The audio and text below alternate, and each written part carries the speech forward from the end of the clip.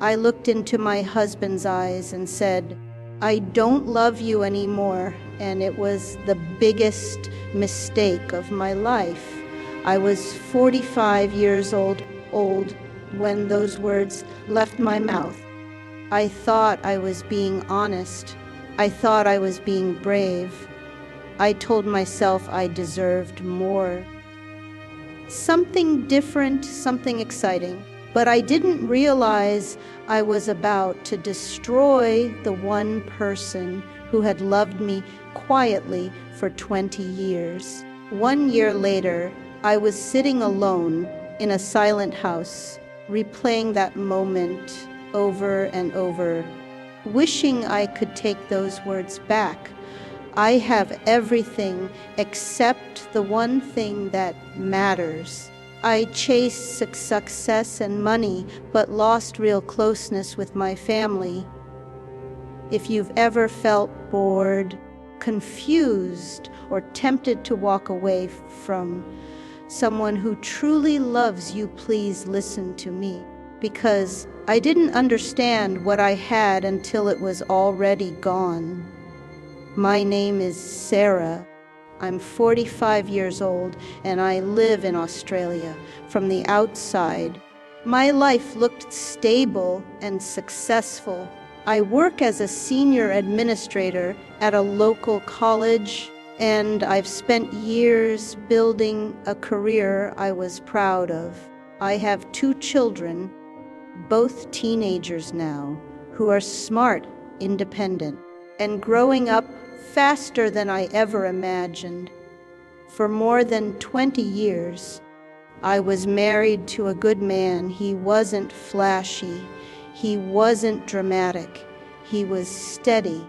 The kind of man who fixed things around the house, paid the bills on time, and never forgot the kids' birthdays.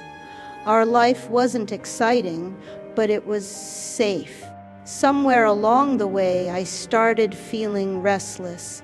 I told myself I was unhappy. I blamed routine. I blamed age. I blamed him. I convinced myself that the absence of butterflies meant the absence of love. What I didn't realize was that I was confusing comfort with emptiness. There was one decision I made, one sentence I spoke that changed everything about my life. At the time, it felt justified, it felt empowering. But looking back now, I see how blind I was. For years, our life followed the same rhythm. Wake up, work, dinner, TV, sleep. It wasn't bad. It just felt predictable. My husband would leave early every morning, always with the same quiet kiss on my forehead. I barely noticed it anymore. I was busy building my career, chasing promotions, proving that I was still capable and relevant at 45. At work, people listened to me. They respected me. They complimented me. At home, everything felt ordinary. I started comparing my marriage to the highlight reels I saw online. Couples traveling, laughing, surprising each other with romantic gestures. I looked at my own life and saw routine instead of loyalty, silence instead of stability. My husband wasn't dramatic. He didn't post love notes on social media. He just showed up every single day, and somehow that stopped feeling special to me. I remember one night he asked if I wanted to go for a walk after dinner.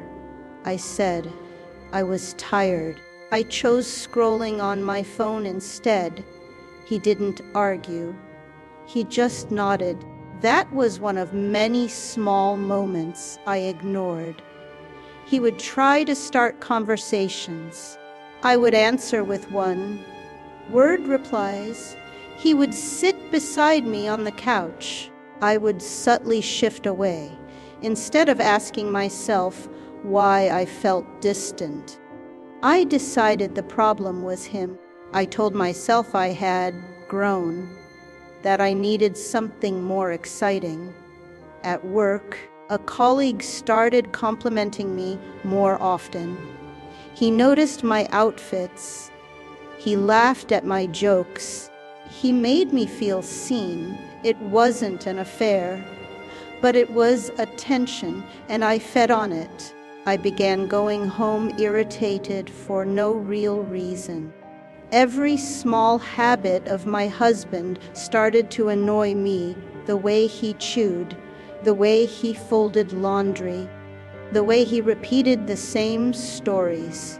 I stopped seeing the man who had supported me through pregnancies, through financial stress, through sleepless nights with crying babies.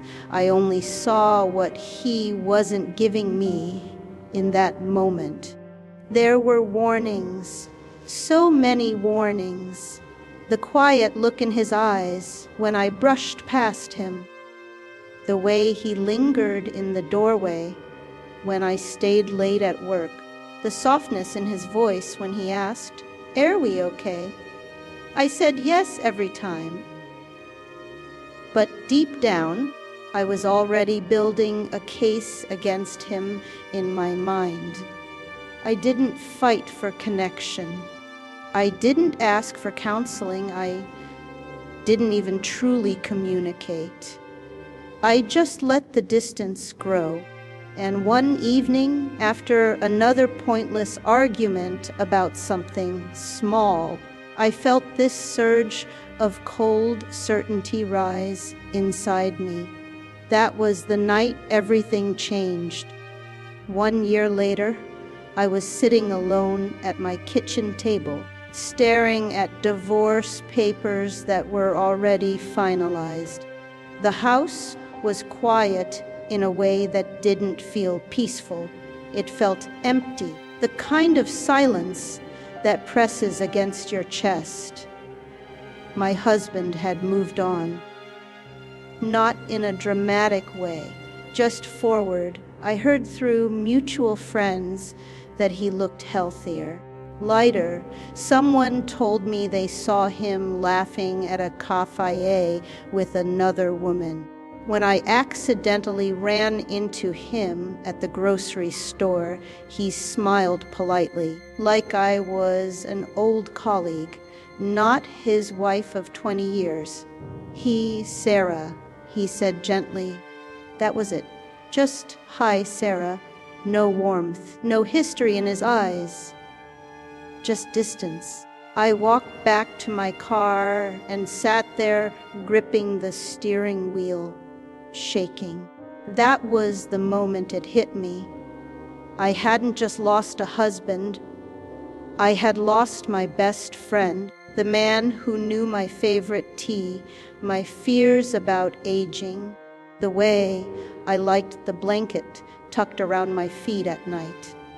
At home. The other side of the bed was cold, no quiet breathing beside me, no familiar weight shifting in the dark. I started having trouble sleeping. I lost weight without trying. Some mornings I couldn't even look at myself in the mirror because all I saw was a woman who threw away something real for a feeling that didn't even last. The attention at work faded. The excitement I thought I wanted disappeared.